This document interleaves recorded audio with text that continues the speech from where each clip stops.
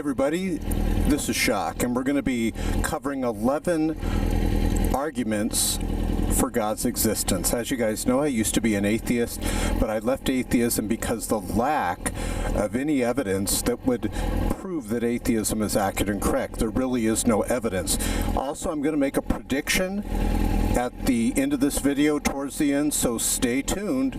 I'm going to make a prediction. So, and I guarantee you it's going to come true. Now, as you guys know, I've been challenging atheists all around the world to answer my challenge. None of them have been able to do it. They've been very good at evading, very good at sidestepping, very good at asking me questions instead of answering the question. They will not answer the question. I haven't found any atheist that's been able to successfully answer the question. Just to give you an example, the Atheist Experience Show still has failed to answer the question. Let's see, Aaron Ra, or Aaron Ra as he pronounces it, has still failed to answer the question. The number one most subscribed to atheist on YouTube, the amazingly hellbound atheist, he also failed to answer the question. Look right below this video to see the video of these people failing the question. Why are so many people leaving atheism? Do you know that most children, when they grow up, they leave atheism? The majority of them. There's something to that, and most people on YouTube, I should say, that are atheists are children. So let's go through the 11 evidences and arguments for the existence of God. Now, we are on the Yamaha R1. This is a product of intelligent design. You yourself, the viewer, are more complex and intricate than even this motorcycle. The motorcycle cannot just come into existence by luck and chance and randomness.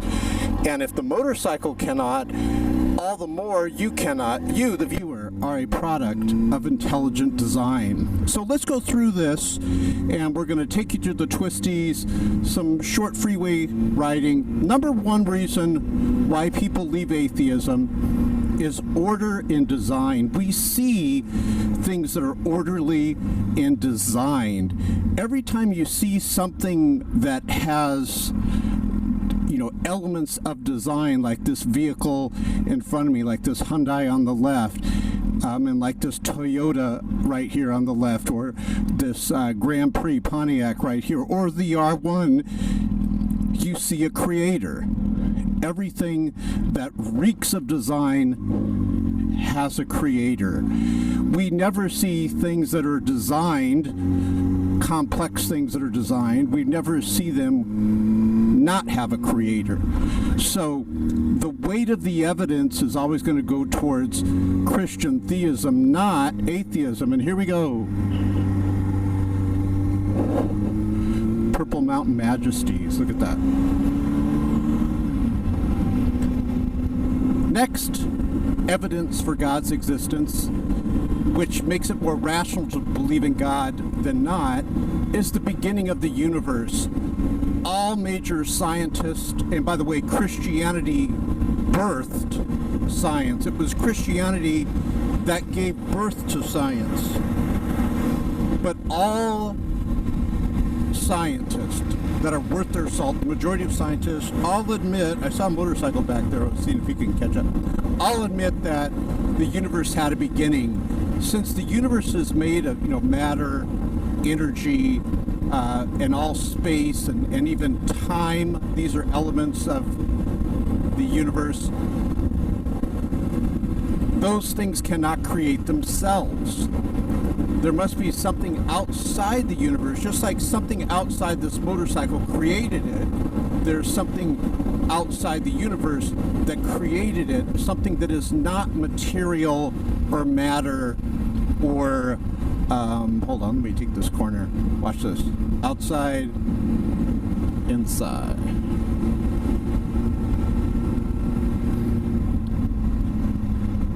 So, is it not true that the Bible got it right? In the beginning, God. Notice he's there before the universe. What is this guy doing here? How you doing, brother? Just smoking a cigarette, relaxing. So, doesn't it make sense that something spiritual created the universe? That is more probable than matter, space, or time, or energy created the universe, because all those things had to come into existence. Notice the weight of all the evidence is falling not against the existence of God, but for the existence of God. The teleological argument, go to my website, godwillreturn.com or shakanow.net. Go to that website, and you'll see 20 more evidences and arguments for God's existence. But what I want the viewer of this video to answer, even if you're an atheist, is be honest. Do these arguments lean more towards atheism or more towards Christianity? And they definitely lean more towards Christianity. For example, let's go to the teleological argument. It is amazing. The universe is fine-tuned for the existence of life here on planet Earth. And what's this say right here on this? Okay. I kind of hope these people go, because I want to kind of fly through these twisties here and show you some stuff. So the teleological argument is amazing. You guys have got to look at that. Even Christopher Hitchens admitted that he lost the debate. I'm going to put that link below this video to John Lennox.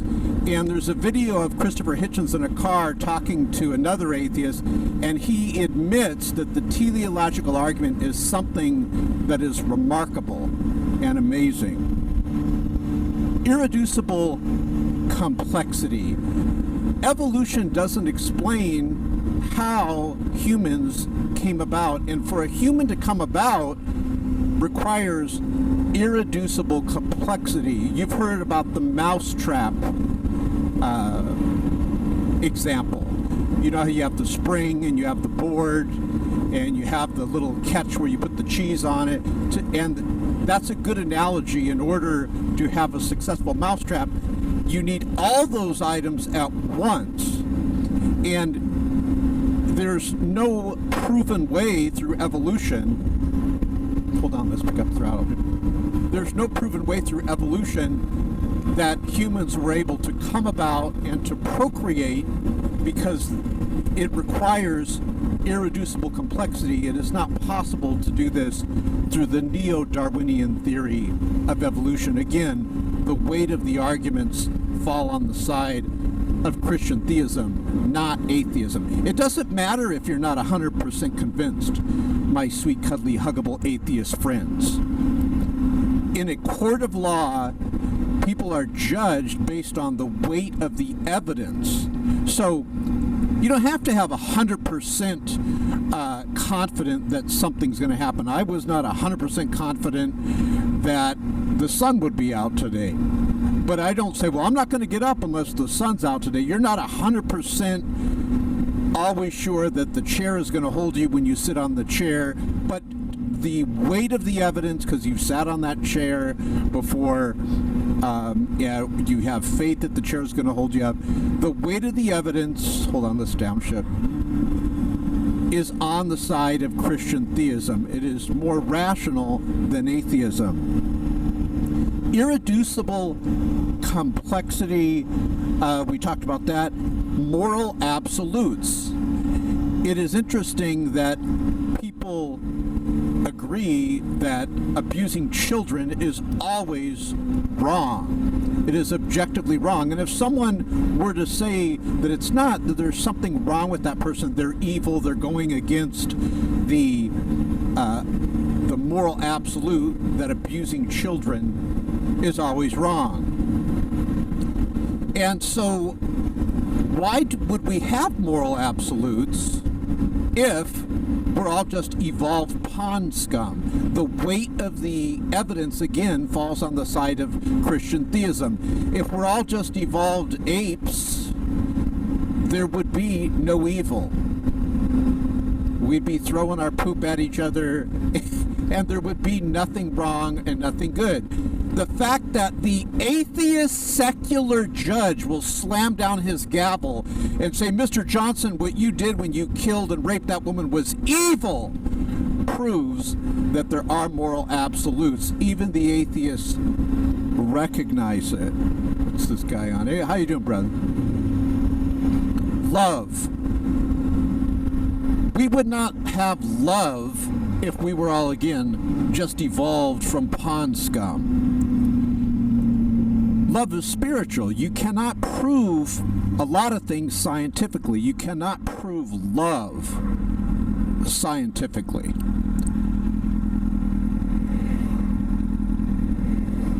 Love is also evidence of God's existence. How could something that evolved from pond scum, how could that be love when it's not rational? Remember what Darwin said? He was worried, if we're all just evolved apes, can I trust an ape brain to think rationally? And he was worried about that. Love is also more evidence and more weight on the side of Christian theism. The Great One said that to lay down one's life for one's friends, there is no greater love, Jesus Christ. So let's go to rational minds. Atheists are trying to say that we're just evolved animals and apes. Animals are idiots. You get sheep and put them by a cliff, and one sheep will follow the other sheep right off the cliff, jumping off. They're not rational. It's like one's looking at the other saying, come on, it's not that bad, and they just jump off to their death. The fact that we have rational minds leads to a creator, a rational creator. Okay, let's see. Purpose. On the atheist worldview, they want us to believe there is no God. Well, right there is no purpose then for an atheist, because every scientist has admitted that the universe is going to die, and every human within the universe, everyone, the universe itself will die. There will be no escape. So there really is no purpose. Now, if Scripture is correct in that God is going to create a new heaven and new earth, and He's going to step in and save us from being annihilated, then we, as Christians, do have a purpose, don't we? To glorify God with every beat of our heart. But if there is no God, then the universe is going to die down. So everyone's going to die. God will not step in on the atheist worldview. So atheists need to realize they're just like Nazis marching confidently lockstep to a purposeless life that ends in death. Stinking, rotting, purposeless death. There is no purpose. Now they can pretend, well, I'm going to try to make the world a better place, but on the atheist worldview, is it not true that the world ends up being annihilated because the universe dies and every person within it dies? So atheists can have a make-believe purpose, like they're playing with the Ken and Barbie dream house, and they can pretend, but it is not an objective purpose. The Christian has an objective purpose because his identity is found within God. His purpose is to glorify God and to come into fellowship with God and to treat his fellow man like how Jesus said, treat them how you want to be treated. And there is a judgment where all rights will be, where all wrongs will be righted, I should say. Everyone that's had injustice done to them, God will tilt the scales in their favor. He is keeping track of the debits and the credits, where it's a world where on the atheist world, it makes no difference if you're a Mother Teresa or if you're an Adolf Hitler or Stalin, atheist Stalin, who murdered just millions of people under the guise of atheism. On the atheist worldview, it matters not whether you are a Mother Teresa or whether you are an Adolf Hitler. After all, they want us to believe there is no objective morality. Let's go to the next one after I take this corner. I like this one. There we go. And now. And one more. This bike, I mean, it's just amazing. It just handles so well. Okay. The historical proof of the resurrection of Jesus Christ. Let me go through it real quick. Remember the words alive. Each letter in the word alive, A-L-I-V-E, I should say, stands for something. A is for the appearances. People said that they saw appearances of Jesus Christ after his death and resurrection. L is for the low status of women at that time. Any made-up story would not have used women to be the first at the tomb. They certainly would have used men, but the fact that in all the Gospels they don't contradict each other, it is the women that arrive at the tomb before the men and witness that the tomb is empty, and the angel appears to them saying, why do you look, says these epic words, why do you look for the living among the dead? He is not here, he is risen. And why would they not use men instead, so the story, if it's a lie, would be more believable? The fact that it is the women in all the Gospels that are the first to arrive there, and the men were, cowardly, adds a level of embarrassment to it. So the low status of women and the level of embarrassment to the resurrection historical fact adds more credibility to it. I is for the immediate proclamation that Jesus had risen. They were proclaiming Jesus' resurrection immediately right after he had risen. And over 500 people witnessed the resurrection of Jesus Christ. It wasn't something where they made up the story hundreds of years later. This also shows that it's not like the game of telephone where you tell a story and then it changes over time. Immediately, they were proclaiming the resurrection of Jesus Christ. V in alive is voluntary suffering. Would you die for a lie if you knew it was a lie? The disciples that walked with Jesus Christ, they did not die for a lie. They really, truly believed that they saw Jesus Christ resurrected. Every single one of the disciples died a horrible death. John ended up dying later on. They cast him into an island where he penned Revelation, and of course later on he passed away. Hold on, let's go slow here. These bumps. E is for the empty tomb. Historically speaking, even if you don't look at the Bible as a holy book, you just look at it as historical documents. Historically speaking, the tomb obviously was empty because the people that had him killed even admitted the tomb was empty. When your enemy is agreeing with you that, yeah, the tomb's empty, you pretty much can confirm that the tomb is empty, which is why I believe Jesus Christ is alive today. Life does not come from non-life, yet to be an atheist, you have to believe in something that is unscientific. Every time we see life appear, we see it coming from life. We don't see life coming from non-life. Your parents give you life, their parents gave them life. Life comes from life. There's an old song, you should look it up, it's pretty funny. The guy sings, nothing from nothing is nothing. You got to have something. So if life comes from life, and we all agree with that, it does not come from non-life, unless you're a stupid atheist and you believe that. But it does not come from non-life. Life comes from life. So imagine all these cars, it's like an assembly line, and one thing creates another thing, and that thing creates this other thing, and that thing creates the other thing. Then we know the universe had a beginning, and we cannot have an infinite regress, so there must be something on the end of this assembly line that existed without having to be created. As I tap my finger to the GoPro, sounds like God to me. All of these evidences and arguments beg the existence of God. Hold on. Very bad gravelly thing here. I almost lost it there one time going around that gravel. Okay. Life does not come from non-life. Now, I said that I would make a prediction. I'm going to make a prediction. It's now the year 2019. For over 7 years, a long time, like longer than that, I've been challenging atheists to answer one simple question. What proof and evidence, pray tell, do you have that would at last prove that atheism is accurate and correct? And do you know No atheist has been able to answer that question. None of them. Nada. Zilch. Zero.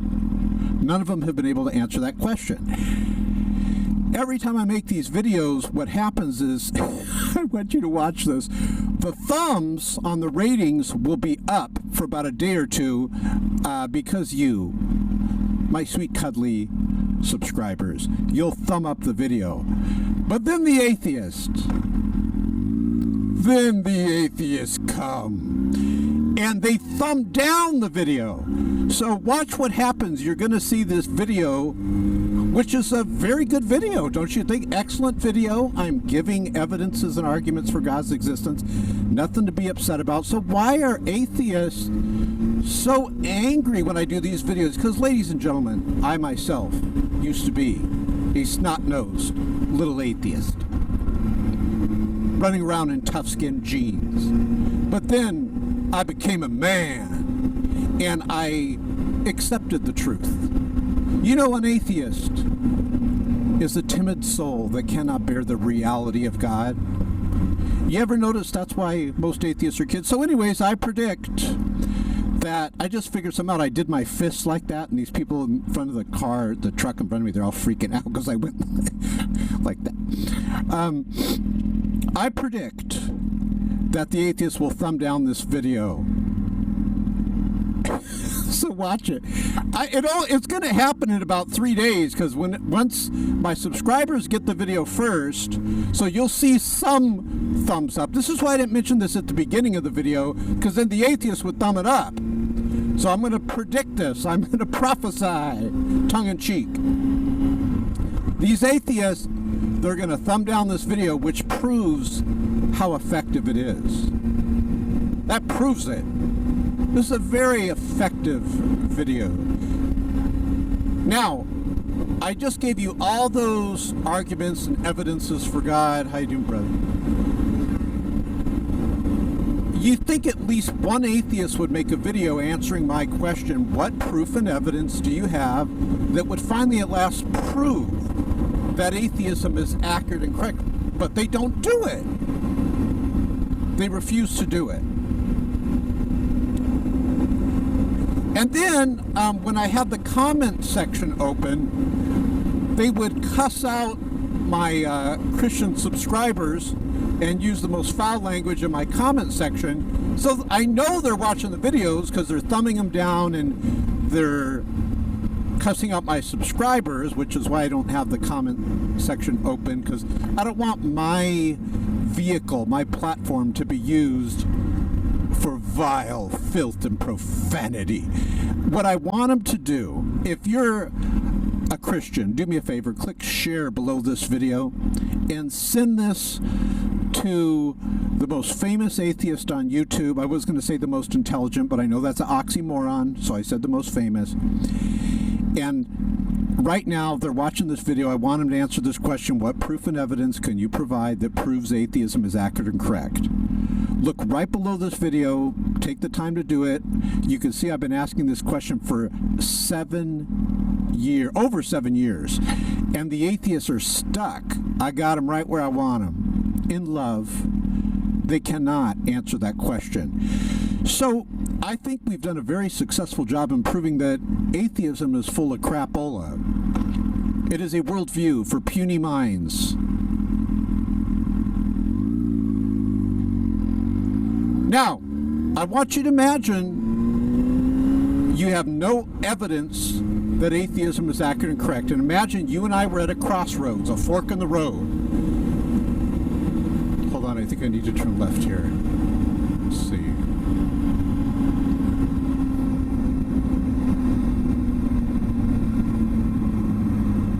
This was not the place. And we're at a fork in the road.